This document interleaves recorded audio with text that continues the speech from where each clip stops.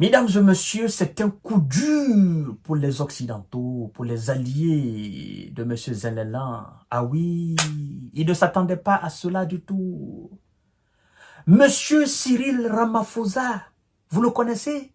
C'est le président fraîchement réélu de l'Afrique du Sud. L'ami personnel de Vladimir Poutine.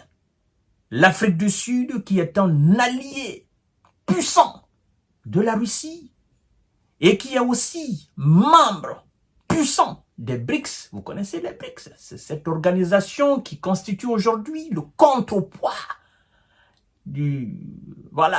qui pèse dans la balance aujourd'hui face au bloc occidental et qui veut effectivement la création de nouvel ordre mondial, chose que les Occidentaux ne veulent pas, parce qu'eux, ils veulent continuer à régner sur le monde entier, n'est-ce pas?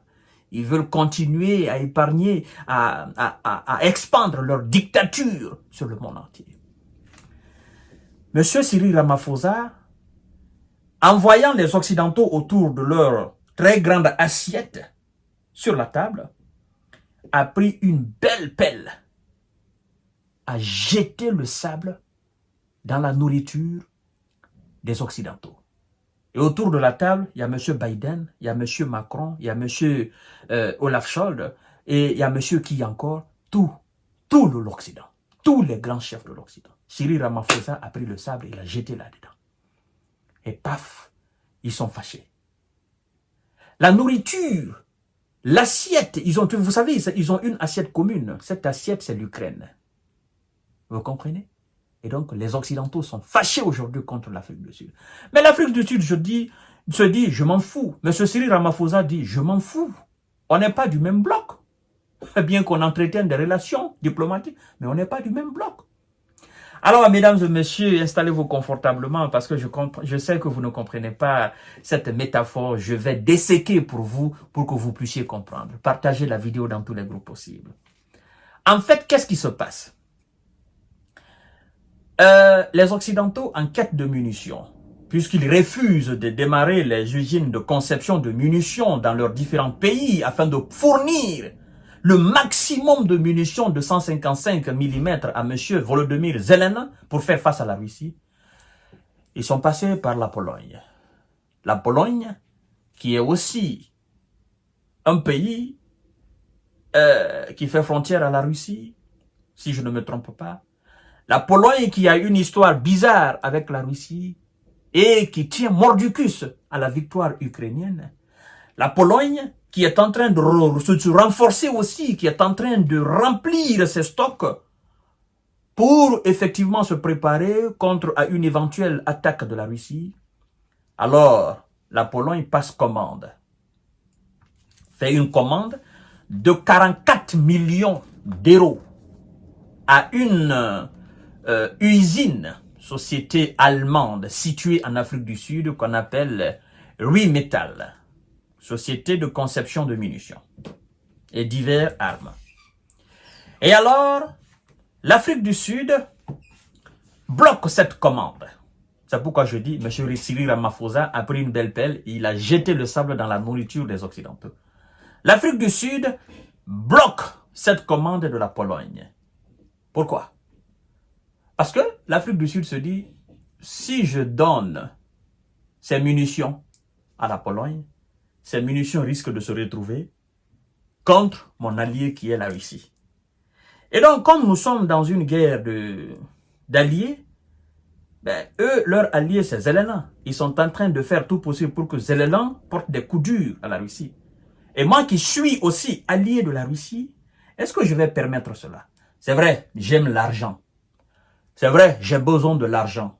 Mais mon alliance là, elle dépasse la dimension de l'argent. Bon, je ne peux pas me permettre cela. Et donc, l'Afrique du Sud s'assoit complètement sur cette commande, elle bloque. Elle dit non, je n'envoie pas cela. Et donc, ce sont des milliers d'obus, je dirais même des centaines de milliers d'obus, 44 millions d'euros. L'Afrique du Sud bloque jusqu'à présent. Et l'Afrique du Sud, pour le moment, l'organe qui est chargé de contrôler les armes et munitions n'a pas encore, selon les informations que nous avons, n'a pas encore donné de justificatif pourquoi elle bloque. Mais le porte-parole du ministère des Affaires étrangères sud-africain a été interrogé sur la question, sur le sujet. Pourquoi il bloque cela? Pourquoi l'Afrique du Sud? Pourquoi les autorités sud-africaines bloquent cela? Pourquoi M. Cyril Ramaphosa ne veut pas honorer cette commande? Écoutez ce que le porte-parole du ministère des Affaires étrangères nous dit. Il s'agit de Monsieur Crispin Piri, porte-parole du ministère des Affaires étrangères sud-africaine, a répondu ainsi que le pays, parlant de l'Afrique du Sud, le pays a l'obligation, par nos lois, de ne pas distribuer ni vendre d'armes à des pays qui pourraient être engagés dans un conflit, de façon directe ou indirecte. Donc, l'Afrique du Sud se dit, nous avons une loi chez nous. Et effectivement, cette loi existe. Cette loi existe dans la nomenclature sud-africaine. Nous n'avons pas le droit de vendre ou encore moins de donner des armes à un pays ou à des individus qui sont effectivement et éventuellement qui peuvent les utiliser dans une guerre. Directement et indirectement, on ne le fait pas. Vous devez savoir que même les visas, à un moment donné, ont fait des sorties contre l'Afrique du Sud pour dire que l'Afrique du Sud est en train de donner des munitions à la Russie. L'Afrique du Sud, bon, n'a pas répondu. C'est seulement tu. Parce que c'était pas des déclarations collaborées, c'était pas des déclarations avec des preuves. Bon, ils s'en ont même attaqué à la Corée du Sud, à la Corée du Nord, à la Chine, et puis à l'Égypte. Bon, eux, ils se sont attaqués à tout le monde. Tous ceux qui ont des bons rapports avec la Russie. Donc, l'Afrique du Sud dit, voilà, le pays a l'obligation, de par nos lois, de ne pas distribuer ni vendre d'armes à des pays qui pourraient être engagés dans un conflit de façon directe ou indirecte.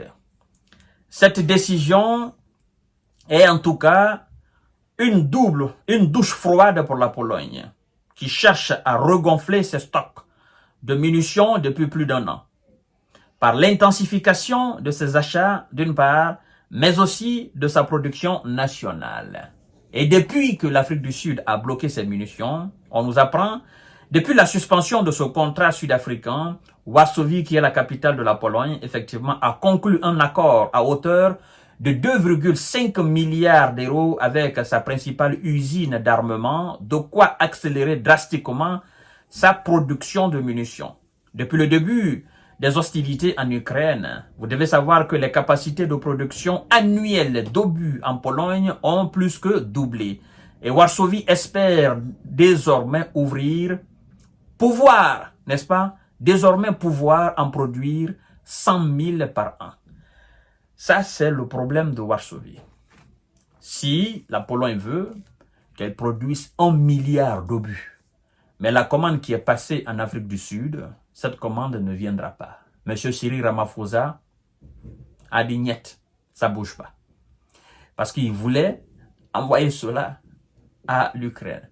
Et je vous informe que les pays qui sont chauds, les pays qui ont plaidé pour que M. Zelensky utilise les armes occidentales sur le territoire russe, la Pologne fait partie.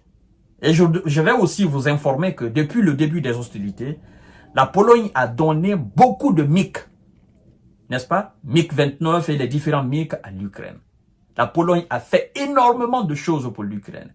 C'est pas par pitié de l'Ukraine, non.